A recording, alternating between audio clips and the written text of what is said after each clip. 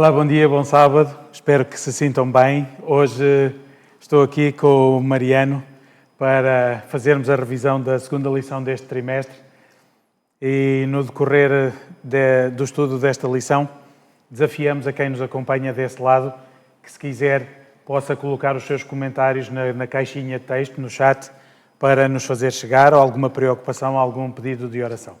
Mas como estamos a abrir a palavra de Deus para o estudo, para a recapitulação da lição, vamos pedir ao Mariano, por favor, que nos dirija em oração. Vamos orar. Oremos. Nosso Deus, nosso Pai está nos céus, obrigado pelo ar que estamos a respirar, obrigado por essa oportunidade que o Senhor nos dá de invocarmos o Seu nome. Estamos aqui assim de recapitular as lições que nós estudamos durante a semana. Esperamos que o Senhor nos dê sabedoria e esteja com cada um que está a ouvir, para que possa praticar as palavras que vão ser ditas aqui no dia a dia. Amém. Perdoa os nossos pecados, em nome de Jesus nós oramos. Amém. Amém. Então, nós na semana passada iniciamos o estudo do Evangelho segundo Marcos. João Marcos, para sermos mais precisos. Tivemos um enquadramento da forma como João Marcos começou a ser envolvido. Sim. Ele vivia em casa de sua mãe, onde se reuniam os discípulos. Terá começado a ficar empolgado e tinha o desejo, mas no primeiro desafio ficou um pouquinho assustado, decidiu regressar a Jerusalém, mas foi aí que, buscando, no estudo da palavra, buscando ao Senhor, percebeu que efetivamente deveria voltar, e mais tarde ele é reconhecido por Paulo como um dos seus grandes aliados. Um aliado importante na tarefa a desenvolver, e começa a falar acerca do mensageiro de Jesus, primeiramente João Batista, para depois enquadrar o batismo de Jesus e o início do ministério de Jesus. E agora estamos aqui na lição número 2, que é um dia no ministério de Jesus. E eu vou-te dizer, eu quando olhei para este título, eu pensei, que oportunidade extraordinária. Sim. Poder estar um dia com Jesus seria uma experiência brutal. E ao estudar a lição, ainda achei que seria mais extraordinário esta possibilidade desta experiência que nós temos. Mas, se calhar, antes de iniciarmos aí, a lição de sábado faz-nos um comparativo do início da abordagem dos 4 evangelhos. Não sei se queres falar um pouquinho. Sim. Aqui nos é apresentado os 4 evangelhos, desde o livro de Mateus, Marcos, o livro que nós estamos a estudar, o livro de Lucas e o livro de João. Nós encontramos aqui os 4 autores, cada um deles falava sobre Jesus, mas com um pouquinho de particularidade com a ideia do autor. Então, aqui nós encontramos, por exemplo, o livro de Lucas apresenta Jesus que curava. Como é que Jesus fazia essa libertação aos demônios? Apresenta também a questão de João. O que João apresenta? João apresenta alguns aspectos como o casamento onde Jesus foi convidado. E Marcos também, aqui o livro de Marcos, conforme já começamos a estudar a semana passada, e esta semana, aqui aborda como é que Jesus ensinava o cumprimento do evangelho que apontava a ele. Jesus Cristo, ele mostrava o quão era importante os escritos do Antigo Testamento de Moisés.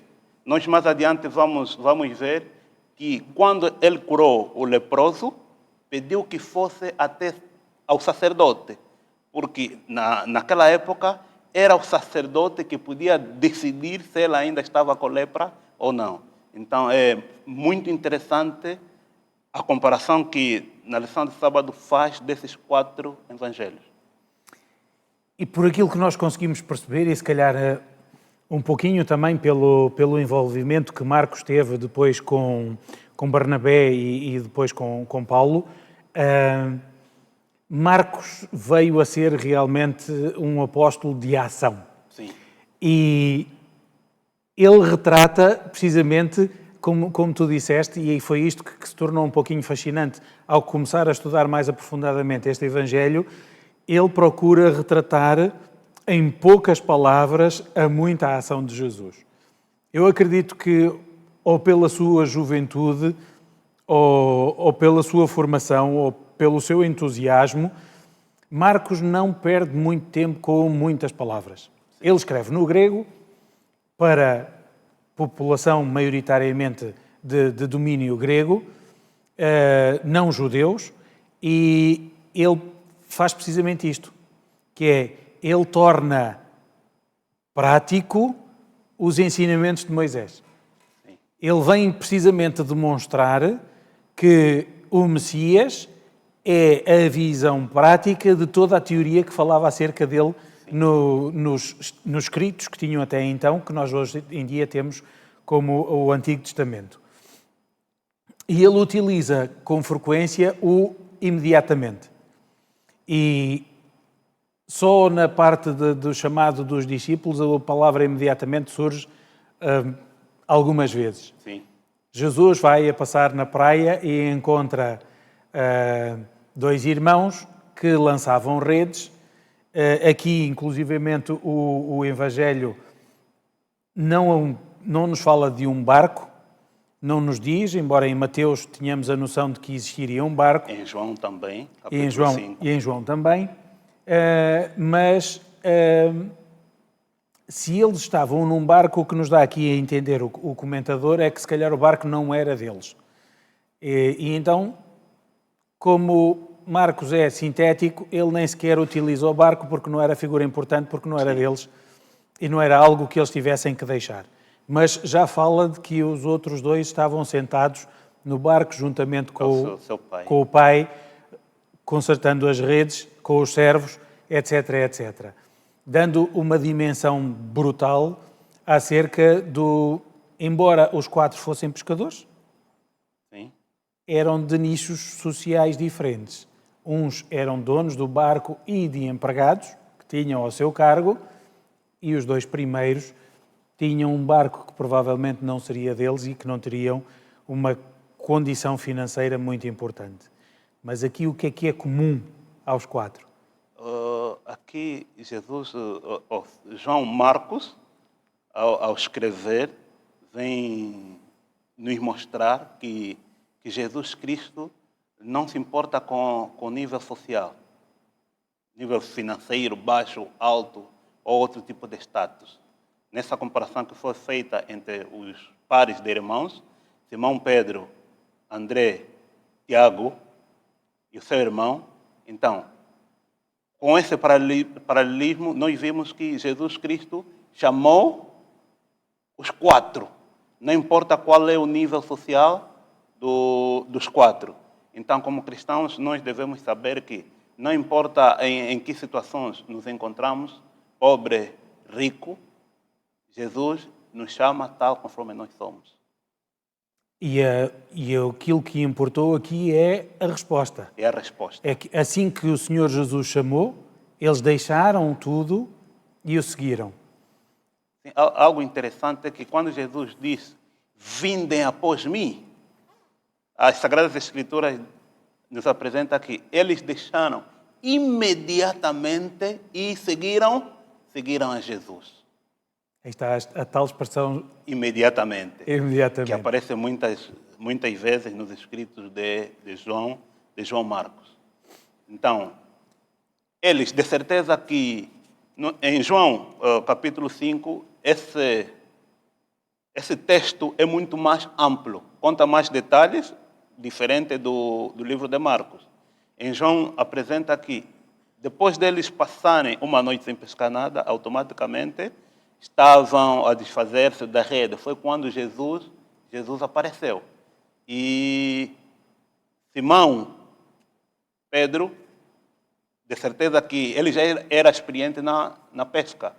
E para os que percebem de pesca, o período noturno é o mais favorável. Mais favorável para a pesca.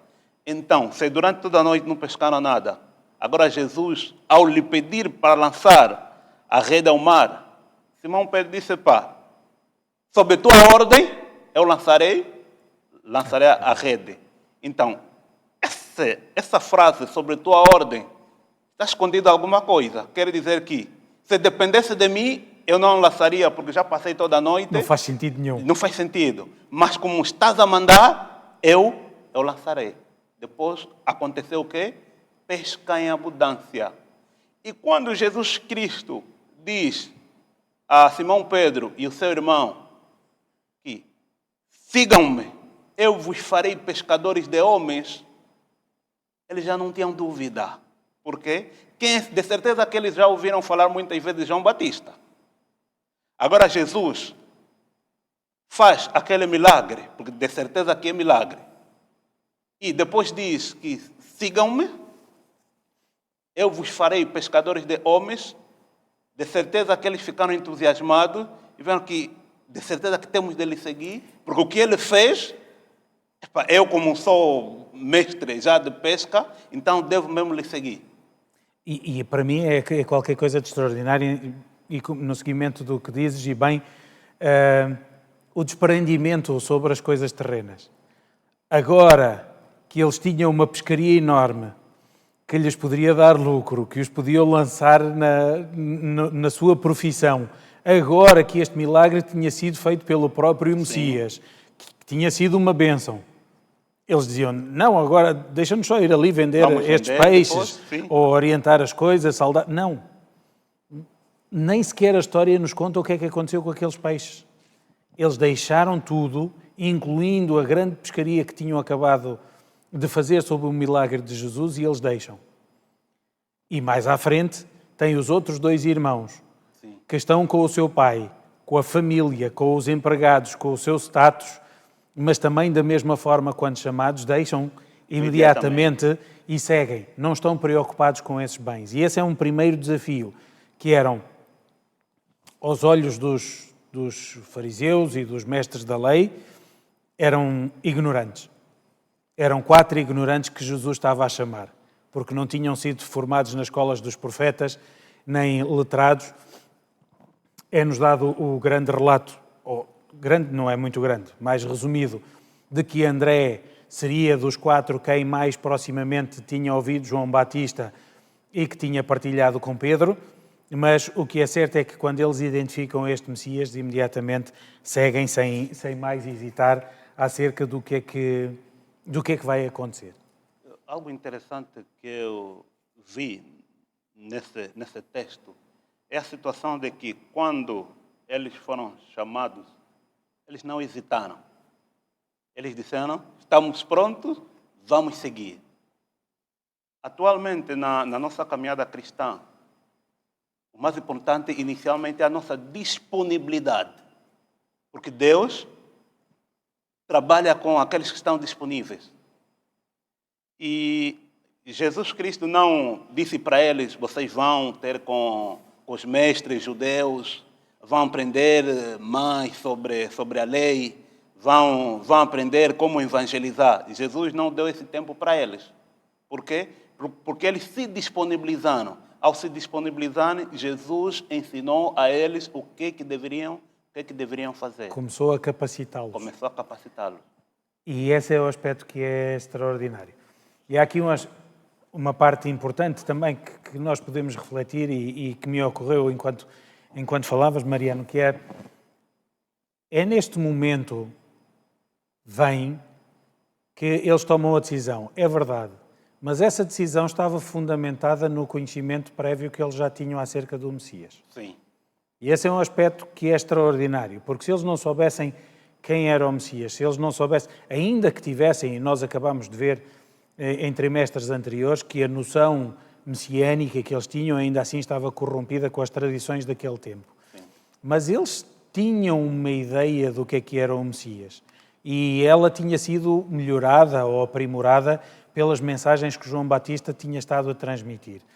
E então eles estavam prontos. E eu acredito que, se calhar, naquelas horas da noite em que estava a rede lançada e que iam puxando e lançando novamente, aqueles dois irmãos iam falando acerca daquilo que já tinham ouvido falar acerca do Messias e ansiavam, se calhar, à semelhança do que temos de Natanael, que orava debaixo da figueira pela promessa messiânica e que pedia que ela se concretizasse.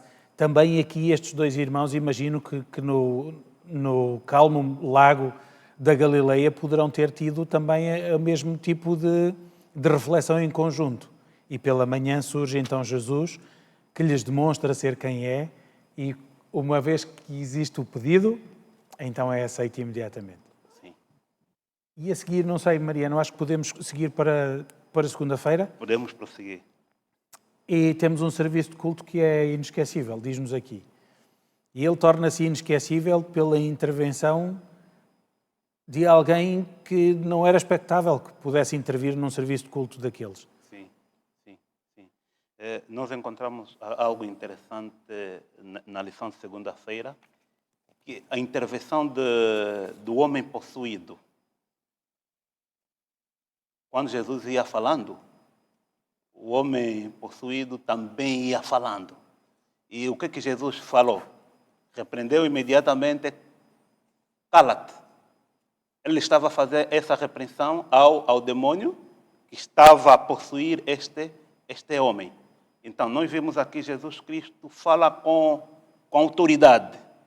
E também, essa é uma das características do livro de João Marcos, apresentar Jesus Cristo a falar com autoridade. O ser humano, mas com uma autoridade. Com uma certa autoridade. Ele expulsa demônios com autoridade. Ele curava com autoridade, diferentemente de outros, diferentemente dos escribas, ele também ensinava com autoridade. Embora os escribas conheciam a lei, eram doutos da lei, mas Jesus, sendo ele o autor da lei, ele falava com muita, mas com muita autoridade. E é isso que quer a lição aqui de segunda-feira, quer os comentários inspirados a esta lição nos fazem entender. Que à medida que quem estava ali naquele serviço de culto começava a perceber a plenitude e a autoridade com que Jesus falava e a forma como cativava os seus corações, que para além de todos, também este homem endemoninhado, que foi ali enviado por aquele que o dominava para destabilizar, mas sente desejo no seu coração de ser curado pelo próprio Jesus. E quando ele intenta abrir a sua boca para pedir ajuda a Jesus, então é quando aquele demónio, utilizando-o, se manifesta e fala: Sim. O que temos nós contigo. Sim. Reconhece perfeitamente, porque perante esta autoridade nem os demónios são capazes de mentir. Sim. E diz a verdade acerca dele, mas apesar de estar a dizer a verdade, estava a ser desviada a atenção do propósito que Jesus ali tinha. E ainda que silenciada aquela pessoa, bem, Jesus percebeu o seu pedido abafado no íntimo do seu ser, ainda que Satanás não lhe tenha permitido que ele o pudesse verbalizar. E então ele faz duas coisas. Cala-te, porque, acima de tudo, não só por ser este demónio, mas pelas indicações que nós vamos vendo ao longo de Marcos e de outros evangelhos, que Jesus não fazia tensões de ser conhecido como o Messias, para que isso não gerasse alvoroço e não desfigurasse o propósito da sua missão, por aquilo que as pessoas entendiam que deveria ser o Messias. Expulsa, liberta este homem, e quando se vê aquele homem a estrebuchar no chão, algo que provavelmente João Marcos não viu, tal como Lucas não viu, mas que ficou bem impresso na sua mente esta imagem, pensavam que aquele homem não iria sobreviver, mas pelo poder do próprio Jesus, ele sobrevive, ele fica liberto e de imediato, também aqui, mais uma vez, imediatamente aquele homem passa a louvar a Deus. Sim. E é qualquer coisa de extraordinário. É que Jesus é Deus que viveu como homem Deus que não pretendia utilizar o seu poder e autoridade como Deus, mas era evidenciado na luz e no poder que emanava das suas palavras, dos seus gestos e das suas ações, era de certa forma inconfundível. E João Marcos faz isso de uma forma extremamente sucinta, permitindo à imaginação do leitor criar a sua imagem própria na cabeça, mas pelas declarações sintéticas que ele vai colocando. Sim. E é qualquer coisa de extraordinário. E depois desta manhã de culto, eles vão se retirar até à casa de Pedro, Sim. e do seu irmão, e quando ali chegam, com alguma tristeza, acabam por partilhar com Jesus outra preocupação.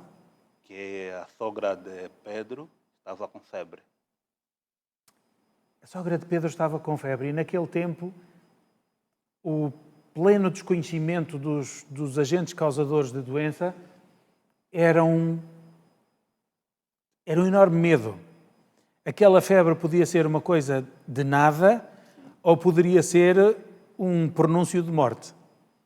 E quando alguém tinha febre era com muito cuidado, quase, não tanto, mas quase como acontecia com a lepra, evitava-se tocar porque não sabia se de alguma forma Qual era a origem daquela febre? qual era a origem e o que é que aquilo iria proporcionar. E Jesus, compadecido, chega ao pé desta mulher e pega-lhe pela mão e o relato é que, mais uma vez, imediatamente, Sim. a febre deixou. E não fica por aqui.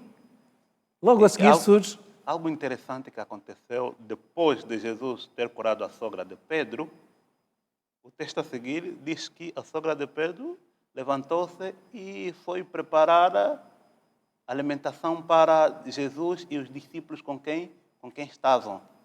E também apresenta que depois o povo apercebeu-se, maravilhou-se e começaram a surgir também para serem curados por Jesus. Por causa dessa bênção especial que a sogra de Pedro teve, então automaticamente muita gente também foi beneficiada.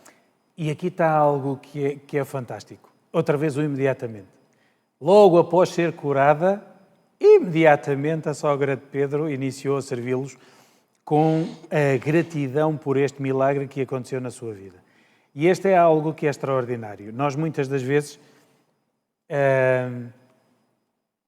e na minha profissão eu vi isso muitas vezes, que é, eu acabei de ser curado, mas eu próprio não me sinto curado, porque eu ainda tenho necessidade de recalcar e ter pena de mim por aquilo do problema que eu tive, e estou ali a lamorear-me e a queixar-me e quase falando como se eu fosse um herói de guerra ou uma vítima de guerra.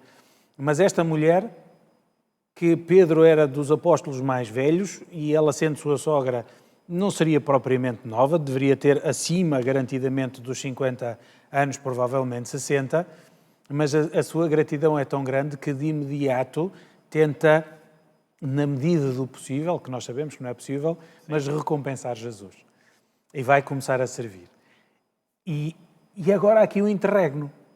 Não surge imediatamente.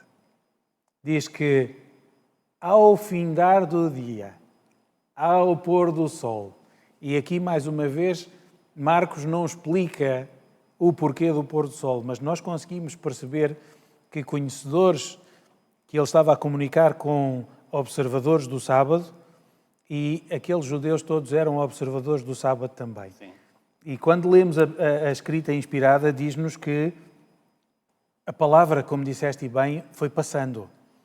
Todos aqueles que estavam interessados programaram, mas com receio das autoridades locais, não foram ter de imediato com Jesus.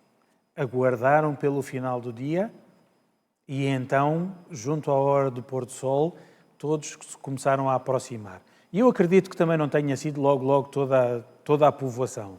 Terão vindo meia dúzia e à medida que iam sendo curados Foram transmitir ou que a iam mensagem. sendo libertos, os seus gritos de louvor e de júbilo e de gratidão, e à medida que percorriam as ruas para ir para casa, quem ia ouvindo, ou que se abeirava da porta ou de uma janela, ia ouvindo e queria perceber também o que é que se estava aqui a passar.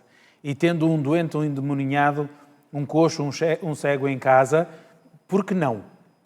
por que não irmos lá e sermos curados? E então diz que um a um Jesus a todos foi curando ou libertando, até que a noite já fosse alta, quando o silêncio regressou à casa de Pedro. Sim, a lição também apresenta o desejado de todas as nações, nas páginas 222, e as Sagradas Escrituras também mostram isso, de que era muito trabalho que Jesus tinha e Jesus não estava a conseguir parar, porque era muita gente que vinha.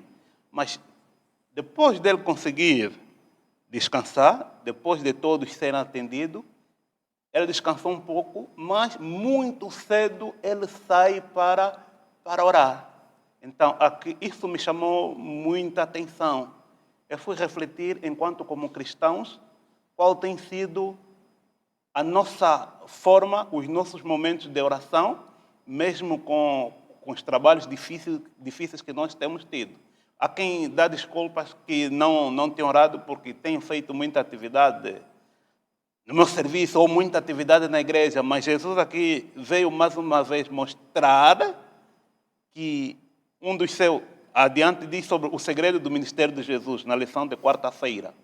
Aqui nos apresenta que o segredo do ministério de Jesus foi uma comunhão constante com Deus e um espírito de oração constante.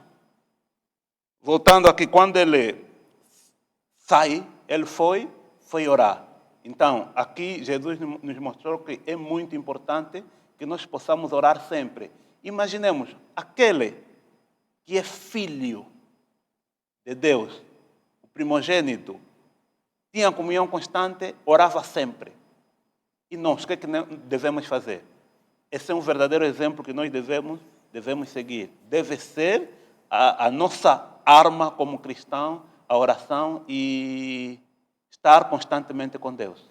E esse é um aspecto, e se me permitirem vir a um comentário que ainda é da lição de segunda-feira,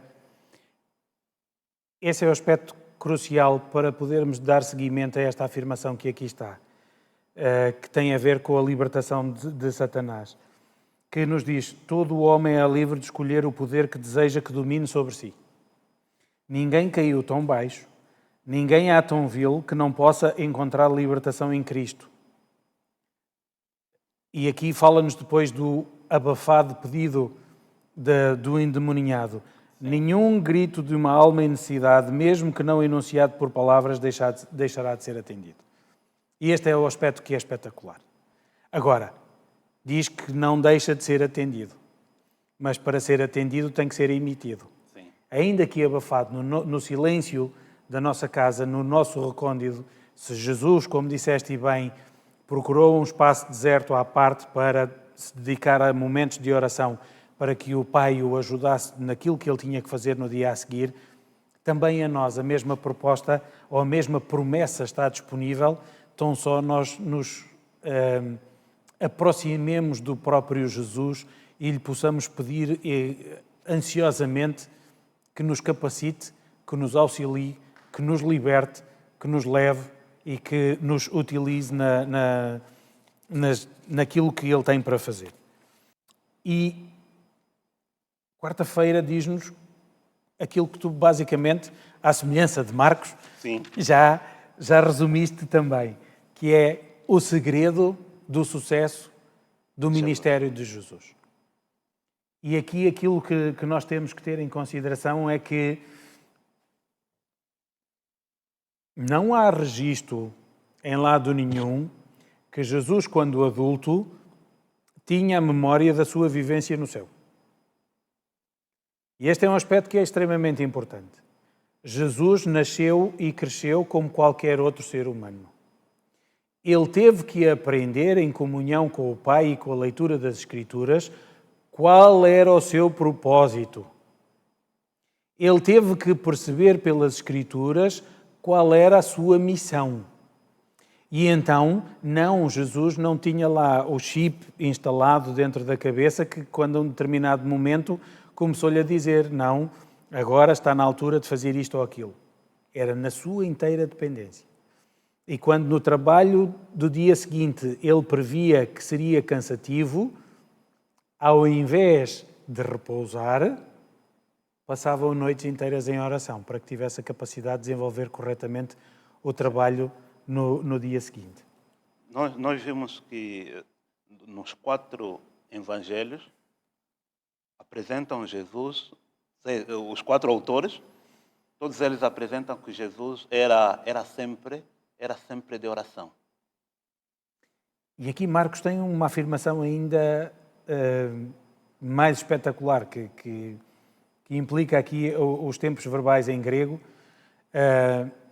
e eu confesso que mesmo os tempos verbais em português deixam-me grego, e vejo-me grego, porque não sei, mas aqui esta exemplificação que aqui ele coloca é o levantou-se, o saiu, o partiu, está numa terminologia do grego ou num tempo verbal do grego que implica a ação que se completou.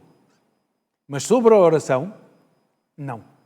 Sim. Sobre a oração é algo que continuava a decorrer. E esta é aquela que é a parte que é importante. Marcos quer dar plenamente destaque que Jesus fez muitas ações que concluía todas elas, mas a sua oração era de um ato ininterrupto. E este é algo que nós temos que fazer, esta mesma aprendizagem, que é, se nós pretendermos concluir as nossas tarefas e as atividades que nos são confiadas e dar-lhes um fim, nós temos que manter o ininterrupto na comunhão com o Pai através da oração. Na quinta-feira, tivemos a lição como tema, podes manter um segredo? Esta foi uma pergunta que é em função da cura que foi realizada ao homem que estava com lepra. Uhum. Nós sabemos que, naquela altura, a lepra era uma doença que, quando alguém tivesse, era separado de todos. E quem podia definir que, se na realidade era lepra, era o sacerdote. Então, Jesus, depois de lhe for pedido, as Sagradas Escrituras mostram que esse homem que estava com lepra disse a Jesus: se quiseres, podes curar-me. Mas Jesus respondeu: sim, eu quero. E Jesus automaticamente curou ele e pediu a ele que fosse até ao sacerdote. E que fizesse a oferta pela sua cura. Sim, porque era de costume, conforme o livro de Levítico, capítulo 13, onde fala sobre as leis acerca da lepra, era de costume que, depois de ser curado, então automaticamente tinha que ir ter com o sacerdote podia avaliá-lo se na realidade já não tinha lepra, e automaticamente o doente ou aquele que tinha lepra podia dar algumas ofertas. Por que Jesus fez isso? Mais uma vez, Jesus Cristo aqui queria mostrar que o que Moisés escreveu no Antigo Testamento é importante e tinha que se cumprir. Que ele não veio para desfazer o que foi escrito por Moisés.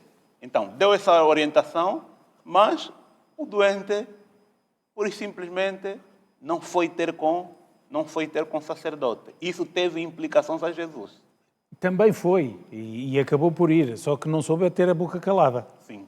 E teve implicações extremamente grandes. E este é um aspecto que é incrível. É que, como disseste bem, ainda que os sacerdotes pudessem estar corrompidos em seu coração e não estarem a fazer aquilo que era expectável, eram a autoridade eclesiástica instituída. Sim. E o Senhor Jesus, ainda que fosse a autoridade sobre eles, não retirou o momento da autoridade e diz: vai ao sacerdote, apresenta-te, e se estiveres limpo, então faz a tua oferta. Mas fica calado. E ao ler aqui esta lição, fez-me pensar aquilo que o próprio apóstolo Paulo pede, e eu agora já não sei em qual não me ocorre em qual das suas cartas, mas ele, quando pede aos irmãos que orem por ele, para que quando estiver perante os juízes, ele já estava preso, ele faz uma observação de que orem para que eu saiba o que dizer, quando dizer, o modo como dizer e a quem dizer. E este é o aspecto que nós vemos aqui retratado aqui na lição. Muitas das vezes nós sabemos a verdade Nós estamos plenamente convencidos da verdade. Estamos entusiasmados com a verdade, como estava este leproso. Este leproso, dias antes, imaginaria quantos dias de sofrimento teria até definhar e morrer. Sim. E agora tem a sua vida plenamente restituída e a sua saúde e a sua pele como se fosse a pele de um bebê, e ele não consegue conter-se com tanta felicidade. Isto é o que nos acontece quando nos sentimos libertos por Jesus. Seja por lepra, seja por possessão, seja por outra doença qualquer. Mas Jesus tinha dito, não digas. Da mesma forma como ele tinha dito ao demónio que estava a possuir aquele homem na sinagoga, cala-te, não é tempo, não fales ainda. Mas por não ter tido Jesus em consideração, Jesus deixou de poder entrar livremente nas aldeias e nas cidades e acabou por ter que andar uns tempos afastado em locais mais remotos para continuar a fazer o seu ministério. E esta é a minha reflexão. Nós muitas das vezes hoje, se calhar, fazemos a mesma coisa. Não sabemos estar calados quando o Senhor nos pede para estar calados. Quase lembrando o que um dos profetas escreveu, que há tempo para tudo debaixo do sol. De aproximar, de afastar, de falar, de calar, de rir, de chorar, etc, etc, etc. E o próprio Jesus aqui está a dizer, não é tempo de eu estar associado a Messias, porque aí havia trabalho importante para ser desenvolvido. E às vezes nós temos que pensar nestas repercussões. Porque aquele senhor que ao tocar este homem poderia ter ficado conspurcado e impuro e ter que se banhar, etc, etc. Não. Dele saiu o poder para tornar aquele homem limpo e ele não teve necessidade, e Marcos aborda isso. Jesus não teve necessidade de ele próprio de se purificar, porque ele era puro. Sim. Nós estamos quase a terminar a nossa lição e aquilo que se calhar nos era importante termos em consideração é que, da mesma forma como Jesus tinha vencido Satanás no deserto, agora Satanás volta a confrontar-se com ele através de um dos seus anjos, e o domínio era exercido com tal forma para manter a sua vítima sob controle. Perder aqui terreno era dar a Jesus a vitória. Mas Jesus fala com uma autoridade tal que aquele demónio não conseguiu manter-se como possuidor daquela pessoa. Jesus tinha ordenado e ele não tinha alternativa apenas sair, como aconteceu com tantos outros endemoninhados ou como aconteceu depois, mais tarde, com os que saíram do gadareno e possuíram os porcos. À ordem de Jesus, eles não teve qualquer outra alternativa. E aqui fez-me recordar mais uma vez o que estávamos a falar, que era o segredo do ministério de Jesus. Sim. A oração. A oração. Se nós nos mantivermos em oração, não há nada, mas nada que Satanás possa fazer para corromper a nossa vida. A lição também mostrou, para terminarmos, que em um determinado instante Jesus foi-lhe chamado para dar continuidade ao seu trabalho de cura. Mas ele mostrou que não estava simplesmente preocupado com aquela zona. Estava preocupado com as outras aldeias, com os outros lugares. Ele disse que é necessário que nós vamos para outros sítios, porque isto é que me trouxe. Aqui a lição vem nos mostrar que Jesus estava preocupado com todos, não simplesmente com um determinado lugar. Jesus tinha uma visão além, tinha uma visão holística. Então, por isso é que ele não se preocupou simplesmente com um determinado lugar, ele foi em diferentes lugares, parecendo que estava a contrariar o que os discípulos pretendiam, porque os discípulos que estavam no campo é que sabiam que lá precisava muita gente para a cura. Mas Jesus sabia que em outros sítios também precisavam. E há aqui um aspecto importante que não é mencionado aqui na própria lição. Mas naquela noite, Jesus esteve a trabalhar até o último que quis vir e ser curado. Quem não quis ir, naquele momento, não quer dizer que Jesus não tenha lá voltado depois e que não tenha feito mais milagres ali. Mas no dia a seguir já não era tempo. Sim. As pessoas que ficaram céticas em casa na dúvida se ia funcionar ou não, fizeram a sua escolha e perderam a sua oportunidade. Porque no dia a seguir, aqueles que foram ter com os discípulos e muitos o procuravam, já não era tempo, porque já não era tempo daquela localidade, porque Jesus iria passar por outras localidades. E ainda assim, não é que Jesus seja injusto, porque tendo existido aquela bênção naquela localidade, aquilo que se falava acerca das bênçãos de Jesus, já abençoava mesmo aqueles que não tinham sido curados, porque revigorava-lhes a esperança de um dia, de uma próxima oportunidade, não iriam deixar passar, mas iriam ter com Jesus para que imediatamente fossem curados. E provavelmente isto aconteceu. E este é o aspecto que é importante. É que, e como disseste bem, os discípulos conheciam o terreno e sabiam que havia trabalho ali para fazer, mas Jesus disse, neste momento agora aqui o trabalho terminou, agora vamos para outro local. E às vezes nós temos a insistência e queremos esgotar um trabalho e o Senhor diz, deixa agora por um momento esse trabalho, eu quero-te fazer este. E nós, mas eu aqui ainda não... Anda, vem para aqui, eu quero fazer este.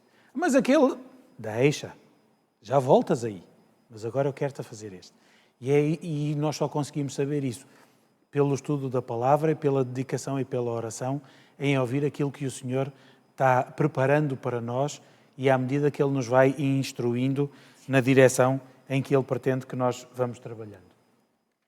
Já estamos fora do tempo. Sim. Neste momento, não sei, Mariano, se há algum tópicozinho que rapidamente queiras acrescentar.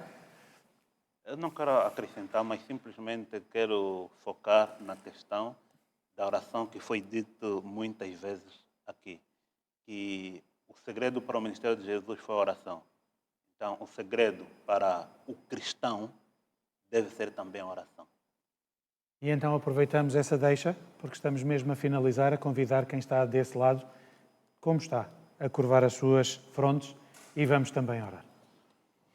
Ó querido e bondoso Deus, que nos altos céus habitas, graças e de louvores nós te damos porque tu, Senhor, és grandioso e muito bom. Apesar do nosso pecado, das nossas falhas e das sobrecargas e da prisão em que estamos envolvidos em meio ao pecado, tu, Senhor, prometeste que se elevarmos a nossa prece ainda que abafada no silêncio e do sufoco que Satanás e os seus demónios nos possam provocar, tu ouves, tu, Senhor, operas, tu, Senhor, libertas, porque ninguém cai tão baixo que tu, Senhor, não possas socorrer. E é por isso, querido Pai, que queremos apoderar-nos do teu segredo. Queremos orar mais e passar mais tempo contigo, para que os desafios desta vida possam ser mais facilmente ultrapassados. E neste momento, ó Pai, eu te peço que nos conserves atentos e, se possível, preparados também para a mensagem que se vai já seguir através do sermão, para continuarmos a perceber aquilo que tu tens desejado e planeado para cada um de nós. É o que eu te peço e desde já te agradeço em nome de Jesus. Amém. Amém.